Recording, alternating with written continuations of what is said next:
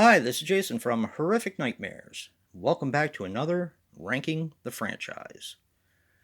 Now, the other day when I was looking over my playlist, I realized that I had never done a ranking for the Malevolence franchise, which is one of my all time favorites. Don't know why, just never did it. So, guess what? Today, we're going to rank the Malevolence franchise. So, let's get started. Coming in at number 3 is Malevolence 2 Bereavement, or just called Bereavement when it was originally released. Now, this has Alexandra Daddario, who is absolutely gorgeous, and Michael Biehn, and this is a prequel to the original Malevolence, but it's a fantastic movie. The reason why I rank it number 3 is because the other two are more slasher movies.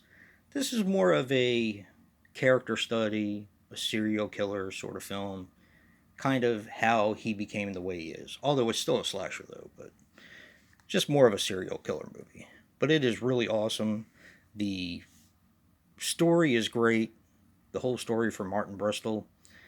The gore is really good. And like I said before, the acting is just on point. I love this movie. It's absolutely fantastic. And that is number 3. Malevolence 2, Bereavement. Coming up next is the final entry in the Malevolence franchise, which is Malevolence 3, Killer.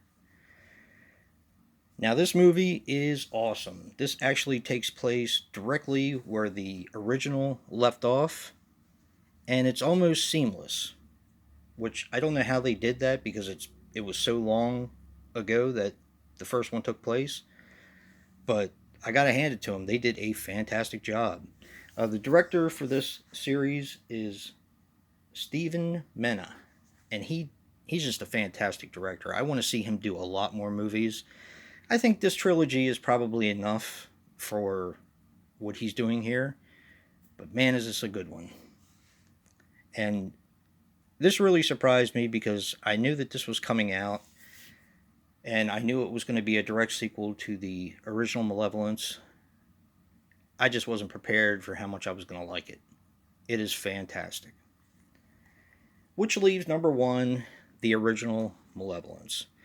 Now, of course, you see the killer on the front, and I'm sure you think to yourself, Jason Voorhees. Well, yeah, a lot of this was inspired by Jason Voorhees. But man, is this a good slasher movie. This is one of those movies that takes a bank heist and turns it into a slasher movie, and I love every minute of it. It is just fantastic. You see Martin Bristol in all of his glory and all action, and it's just a fantastic film. This is a trilogy. I don't think the slipcovers are still available, but this is a trilogy I would definitely recommend for anyone who likes slasher movies or serial killer films. It's fantastic. Yeah, just absolutely fantastic. And I believe on the side, does this make... Yeah, this makes a picture. Wanted to point that out. Now, this is the picture in the beginning of the ox head, and that is actually part of the first film. It's like praying, well, not the first film, the second film, where you get the prequel and you find out that the farmer who kidnapped Martin Bristol is praying to some kind of a weird god thing. But yeah, it makes sense though when you watch it in the film. Yeah, that's it. Definitely a high recommendation. Most people who I've recommended these to have actually really loved these films.